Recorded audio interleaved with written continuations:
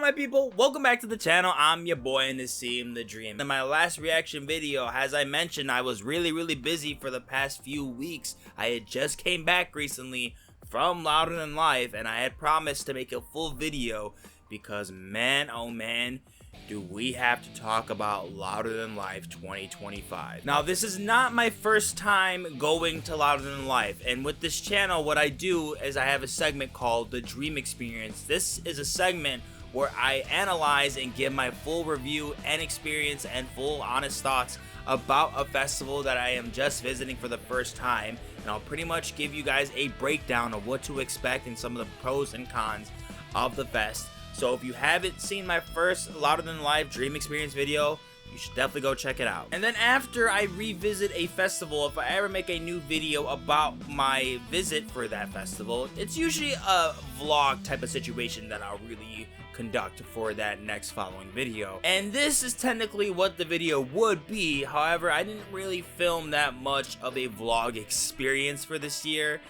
for many reasons. This time, I had to mention how much more bigger Louder Than Life is. And before I give you an insight about what has really changed since the past year for Louder Than Life, we have to talk about the 2024 disaster for Louder Than Life. Now, if you attended Louder Than Life in 2024, you would know that one of the biggest headliners that was there for that year was the legendary thrash metal, groundbreaking, pioneering band Slayer was going to be attending that year for 2024. We were excited. This was going to be my first actual time seeing Slayer, as my first time didn't really happen at all, unfortunately, and my friend is a huge Slayer fan, so he was really excited to get to see them. But unfortunately, due to the devastation of hurricane season that we were receiving that year towards the south, unfortunately, some of the remnants of that hurricane did affect that year at Louder Than Life. We were told that the wind speeds were too high to the point where we couldn't have a day at the festival, and ironically, that day that was canceled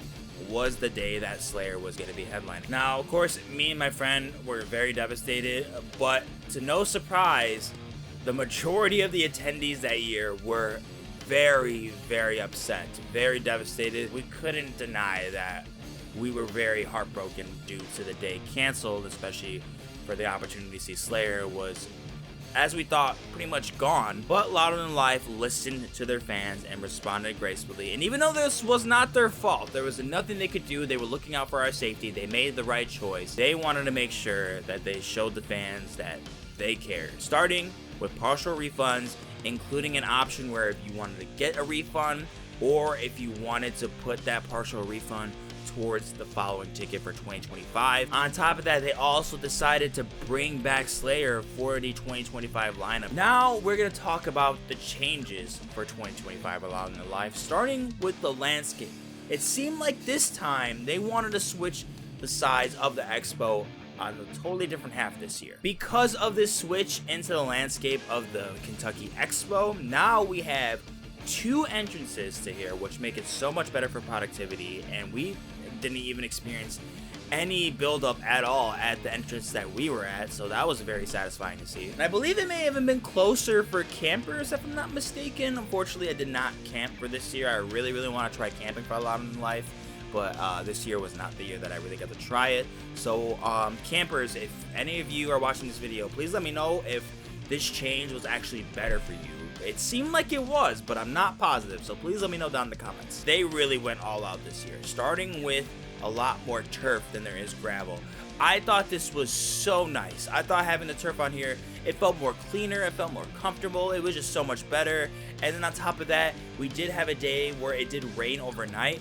A lot less mud this time, little to no mud actually. Another big thing that I wanted them to change that they did, they added more water stations in here, which was a big deal, a big necessary change that they had to make. I don't even realize that why they didn't even have this implemented in the first place. It gets really hot in there during the season, so I'm glad they did this. Not only that, I want to really give them props on how active they are to changing things in the middle of the weekend.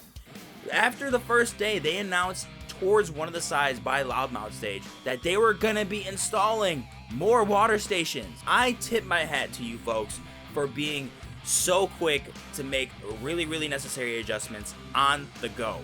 This was such a big thing for me. I have rarely ever noticed festivals make extra changes in the middle of the weekend. So props to them for doing that, realizing that it would have been necessary for them to have water stations. The point is they were just ready to make important, necessary changes for safety. So that is really a good thing that I think that DWP really deserves credit for. For my VIP guests, it seems like you guys got a lot of big major upgrades and a lot more worth for your buck, as you got a 3-story infrastructure, adding a lot more increased shade, and then more lounge style and bed style seating in here. I'm reading improved sound design also in here, which I definitely did notice a lot more better sound production overall with here. I also want to mention they made a big change when it comes to buying merchandise. There is a hall right there that's pretty much in the center of it. You can't miss it when you're entering the expo. They utilized that this time. They had you able to enter in this expo to buy merchandise, and it was insulated with air conditioning, and you know, there was still a wait in there, but either way it was a lot more comfortable and a lot more productive.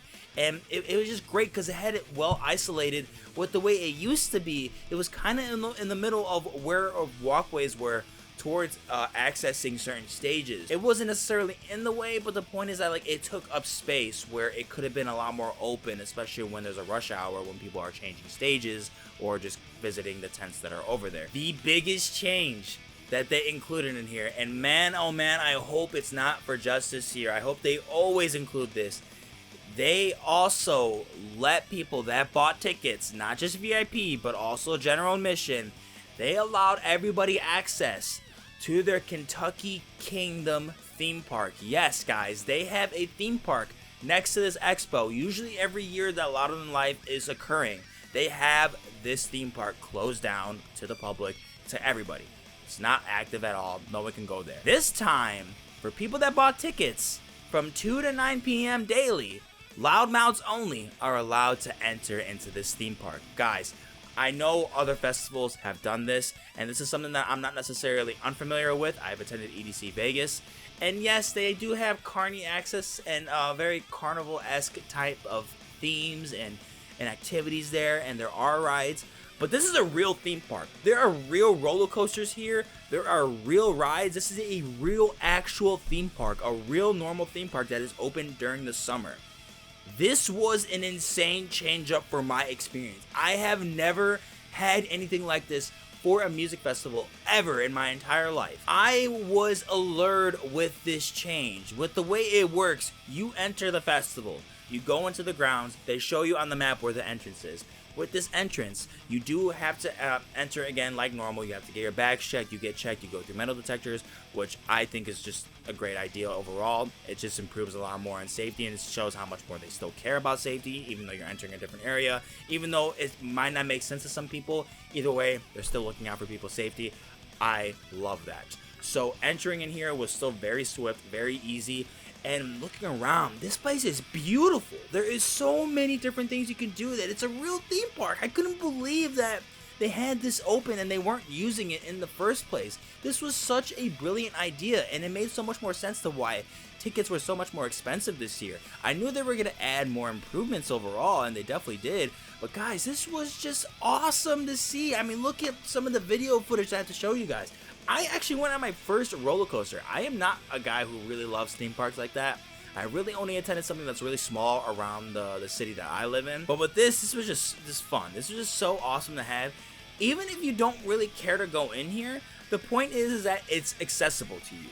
That is a big deal for your buck. That is something that you should want from a festival, from a promoter that is giving you what you deserve if they can. Another pro I want to mention here is the main stage design. They actually made an improvement to make the main stage look a lot more visually pleasing. Usually it's the two main stages together. They did have them at different names at one point, but now it's these two stages together, and they pretty much flip-flop back and forth. They literally just look like two main stages hooked together, right? That's it. I did not think it was appealing. Sure, it worked in terms of switching sets, in terms of visuals, and you know, just feeling like a grand stage. It was not there for me. This was definitely a much better change, as there now is the 2 stages with both one screen on each side and then in the middle a big screen, and it was definitely a lot more of a better visual improvement. I will say it's still not perfect. I do think it still looks a little bit odd and obtuse when one stage is taken up in performance, especially at night. You kind of do notice this a little bit. It's still not a big deal. Again, I still really applaud the effort, because it is definitely here, and I do think that this was a necessary change. They also have mini screens on top of those stereos, so it was really pleasant. I thought it was so nice, and they did so well with the visual designs in there, with the stage effects. It was just really well. They did a lot, added more to the production overall. It was just beautiful. I thought the way they set it up was amazing. And even though I did really enjoy the improvements, with the cons that I did think about, I had to think about the overall space that was included in here. It may have been a little bit more of a deduction. We may have lost some square footage overall, but I will tell you, with the placements that Decibel and Reverb were at, it wasn't the best. I would say that, you know, it felt fine going down those 2 rows where you can get a lot of food options there. It was okay, but it seemed like kind of transitioning, especially towards the end of the night when it was really packed volume wise around there. You can't really just necessarily go through the crowds. I mean, I guess you could, but it might be a little bit of a pain in the butt. So I kind of went around, not the biggest deal, but also when it comes to just like the grand scheme of it all, it wasn't that pleasant, but it definitely could have been a lot worse, I'd say. But I did enjoy where they added a loudmouth stage. I thought it was just nice, and especially with the little tribute that they had for Ozzy Osbourne there. But guys, the true motive of this video is not just to mention some of the new things that Louder Than Life has really added, which is so much, and definitely something to really think about, especially if you want to visit Louder Than Life. I didn't really eat here, but wow, was the food expensive. I don't think anything was less than $20. Like, I almost bought a churro from a stand there, and it was huge. I did not need that much. But when I went there, it was like 20 something bucks, and the guy was like, oh, but you get 2. And I was like, I don't need that much. No, thank you. And I was just looking at scouring some of the prices for some of the food. Yeah, over 20 bucks. So I would say that if you plan to eat here often, I would say don't pick anything that looks cheap. I'd say pick something that looks pretty good, and it definitely had some options that looked a lot better this time, so I would definitely look out for that. This is a video to bring appreciation to the people at DWP and the people that volunteered and helped work and helped bring this together. And I just feel like, in my experience, that not too many promoters are doing that much to go further beyond to improve their festivals. I do think that some festivals are not really thinking more with innovation to really bring something new to a festival. You guys did. You guys did probably the most that I've ever experienced yet. Maybe besides Bonnaroo, because I've been going there for longer. But I've only been going to Louder Than Life for 3 years. And you guys definitely made a huge change. I don't know if it was based off motivation because of the disaster for 2024. But either way, you guys were definitely thinking about the fans in here. I strongly appreciate that. I'm sure that all the fans also can agree that they appreciate that. And me and my friend also agreed, hands down, this was the best Louder Than Life we have ever been to. It may be the best one ever. He definitely thinks that lineup wise, it cannot be beaten. I'm definitely the kind of type that thinks that there's always going to be something new and something more like different in the lineup. But I have to agree that like this was a year to remember. It's going to be really hard to beat. Louder Than Life at this point has earned so much more of a bigger name than it already has just in the rock metal community. This should be considered one of the must-see festivals in the world. In the world, period. If you are a metal fan, if you're a rock fan, from anywhere in the globe, Louder Than Life is the real deal. I thought the performances were absolutely exhilarating this year. Some of the best that I've ever seen in my entire life. And guys, this was just kick-ass. Well done to DWP.